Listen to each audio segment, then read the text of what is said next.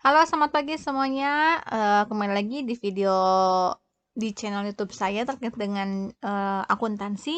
Di video kali ini kita akan membahas tentang materi selanjutnya di akuntansi keuangan menengah 2 terkait dengan ekuitas. Kalau yang kemarin berhubungan dengan modal dasar, kalau sekarang membahas tentang sisi lain ekuitas, yaitu ada berhubungan dengan saldo laba, ada dividen, ada juga saham treasury. Dan bagaimana sih penyajian serta pengungkapan di laporan keuangannya. Nah, masuk ke pembagian yang pertama terkait dengan saldo laba. Berbicara tentang saldo laba, kita pernah dan sering mendengar retained earning statement, retained earning, saldo laba ditahan awal, saldo laba ditahan akhir. Sebenarnya saldo di laba ditahan itu di mana sih pelaporannya? Nah, sebelum kita melaporkan ke laporan posisi keuangan, sebelumnya kita harus mengakui dulu saldo laba itu atau retained earning di laporan laba ditahan atau retained earning statement. Sedangkan untuk definisinya sendiri terkait dengan saldo laba merupakan akumulasi laba yang diperoleh oleh perusahaan, dan di mana si laba yang diperoleh tersebut tidak didistribusikan kepada pemegang saham, namun tetap diinvestasikan di dalam perusahaan sehingga mengendap dan bisa dikembangkan oleh perusahaan untuk pengembangan bisnisnya. Nah, berhubung dengan saldo laba di sini, seperti yang tadi disinggung bahwa saldo laba atau retained earning itu pelaporannya ada di laporan khusus, yaitu namanya retained earning statement, yang dimana karena definisi saldo laba merupakan akumulasi laba yang diperoleh oleh perusahaan, maka di sini antara laporan laba rugi atau income statement itu ada hubungannya dengan retained earning statement.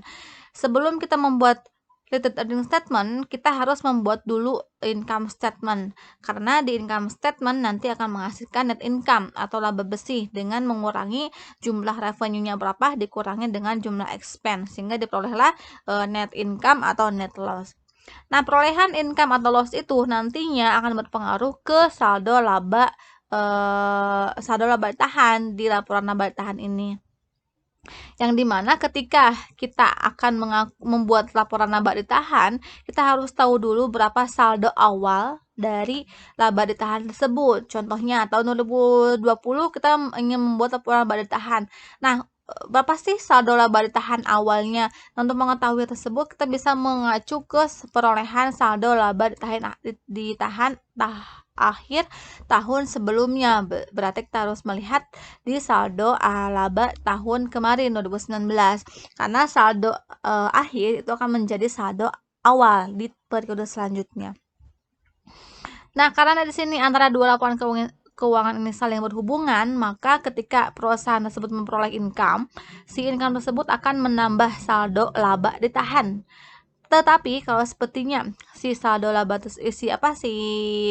dari laba rugi ini menghasilkan net loss atau rugi, maka rugi tersebut bukan menambah tapi mengurangi saldo laba, sehingga nanti ketika dijumlahkan akan menghasilkan laba ditahan akhir periode tersebut senilai sekian. Lalu ada dua jenis pengalokasian si saldo laba. Jadi kan tadi diketahui bahwa laba bersih yang diperoleh oleh perusahaan nantinya itu ada yang dibagikan kepada pemegang saham dan ada juga yang ditahan. Kalau sepertinya perusahaan tersebut membagikan kepada berniat untuk membagikan kepada pemegang saham, maka saldo laba tersebut diakui sebagai dividen. Tapi kalau sepertinya ditahan, tidak dibagikan, maka namanya saldo laba ditahan. Nah, untuk saldo laba ini itu ada yang juga yang dimaksud dengan saldo laba restriksi, di mana pengumpulan saldo laba di periode tersebut itu ditujukan khusus untuk penggunaan tertentu, seperti dari 10 juta laba bersih ini 20 jutanya dibagikan kepada pemegang saham. Nah, yang 80 juta ini jangan digunakan ya untuk kita membeli tanah di daerah lain.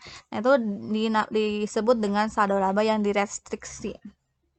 Nah, boleh nih perusahaan mengambil kebijakan tersebut asal kebijakan tersebut disetujui oleh pemegang saham pada saat RUPS.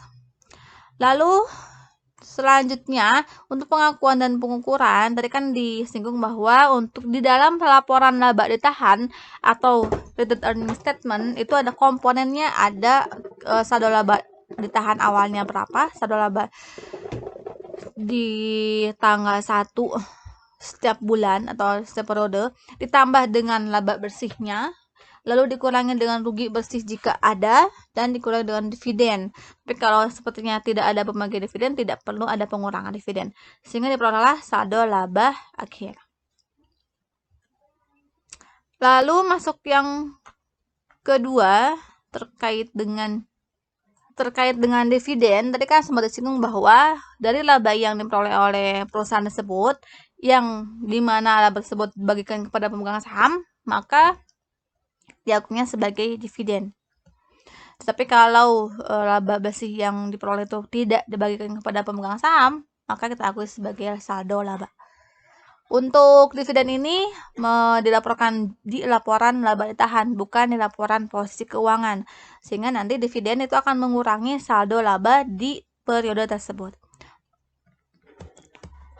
Nah, untuk kebijakan dividen, tadi juga sudah dibahas bahwa berapa persentase yang harus dibagikannya dan berapa yang harus ditahannya, terus pemegang saham setuju atau tidak, itu akan dibahas di RUU PS, sehingga yang mengambil alih atau yang mempunyai kewenangan penuh itu pemegang saham. Di tanggal ada berapa peristiwa dan tanggal pengakuan pada saat dividen pengumuman, dari mulai pengumuman sampai pembagian dividen serta dibayarkan atau tidaknya. Yang pertama, ketika si perusahaan tersebut berhasil, contohnya tahun 2019 hasil memperoleh laba bersih sekian juta, lalu perusahaan mengumumkan bahwa mereka akan membagikan kepada pemegang saham atas dividen tersebut. Maka tanggal tersebut, tanggal pada saat pengumuman, itu namanya dengan tanggal pengumuman. Ketika kita sudah mengumumkan akan membagikan dividen, otomatis di sini sudah timbul kewajiban bagi perusahaan bahwa perusahaan akan membagikan dividen. Sehingga di sini perlu adanya pencatatan.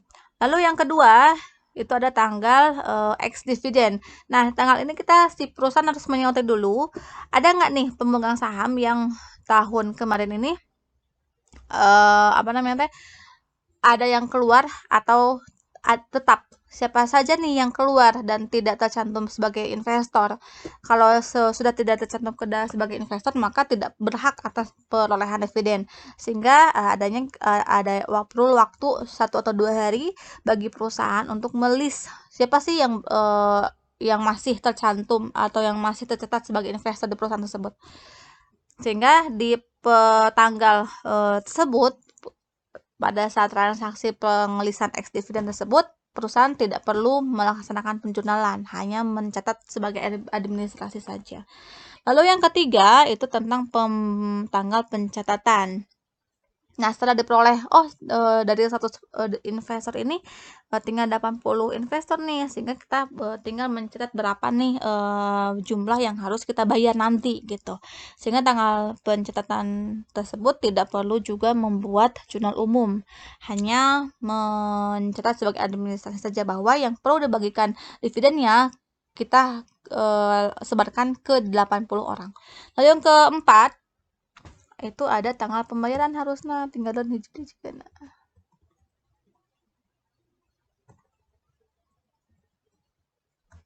Nah, yang keempat itu ada tanggal pembayaran, yaitu pada saat dimana si perusahaan berhak dan harus membayarkan kepada pemegang saham sejumlah yang tadi sudah di-list dan sudah dicatat seharusnya bayar berapa. Nah, di tanggal pembayaran ini perusahaan harus melaksanakan penjurnalan juga.